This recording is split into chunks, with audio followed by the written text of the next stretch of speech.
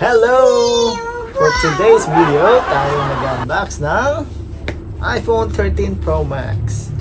Finally, ito lang pinakahihintay ng lahat. Okay! So, iPhone 13 for the first part, unboxing, and then second part is comparison. Alright, simulan muna natin ang first part, which is unboxing. Here we go. Alright! What a feeling! There we go. Meron pa rito. Nice! Good job! Wow! Dang! So, here it goes. Okay, ilagay natin dito. May paganyan siya, guys. Yeah! Okay. Mabigat siya, ha? Mabigat siya. Okay. Let's take it off. Alright. So, pwede kang magsalamin, guys. Guys. Okay. Wow, ang ganda. Ang ganda ng kulay niya. At, medyo may kabigatan siya. And the box comes with cable. Lighting cable or yes, yan lang. Syempre alam naman natin wala nang ibang freebies yan kundi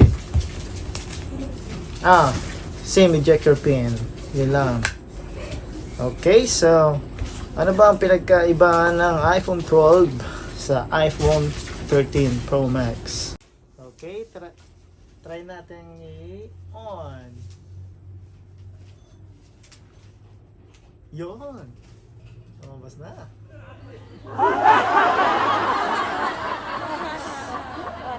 Ang ganda, guys.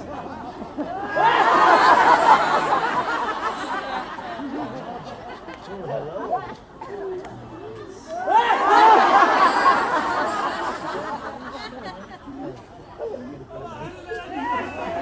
Okay. Wala akong hello yan. Oh, Japanese talaga. Then yun, medyo may katagalan siya, syempre. Alright guys, tuloy tayo sa unboxing and comparison ng iPhone 12 at iPhone 13 Pro Max. Okay, so ang pagkakaiba nila ay ang of course notch ng camera, pero ayan, lumit na yung notch niya sa camera, at saka yung lens sa likod mas malaki na yung iPhone 13 Pro Max. Okay, at saka sa physical appearance wala gaanong pinagkaiba. Mas mabigat lang ng konti yung iPhone 13. Then yung 120 Hz display niya, ayan o. Oh, diba? Kita mo. Paano yung oops. Ayan o. Kung gaano kay smooth yung ayan. Dahil yan sa 120 Hz display. Tsaka mas mahaba yung battery nito in 2.5 hours or 1.5, I'm not sure. And then yung camera ay ito. Okay, kung mapapansin nyo, ayan, di siya ayan, kita mo talaga yung ano niya, every details yan. Kaya pagka nag-selfie, hindi siya nagbo-blur tulad ng iPhone 12 Pro Max. Ayan o, kitang-kita.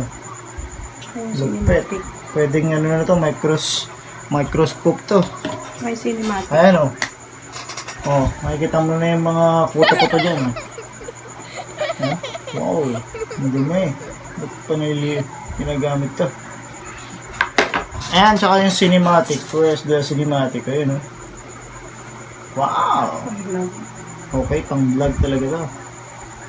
So, kung mapapansin nyo, kusang magbo-blur yung Wow. paligid. Ayan, pag nakafocus siya sa isang bagay, ayan, oh. Alright. Naka-blurred ba? Yes. Alright, positive. Okay. Ayan yung mga pinagkaiba ng iPhone 13. Longer battery life. Tsaka 120 Hz display. So, mararamdaman mo talaga, mafe-feel mo yung pinagkaiba niyan. Yan. Okay.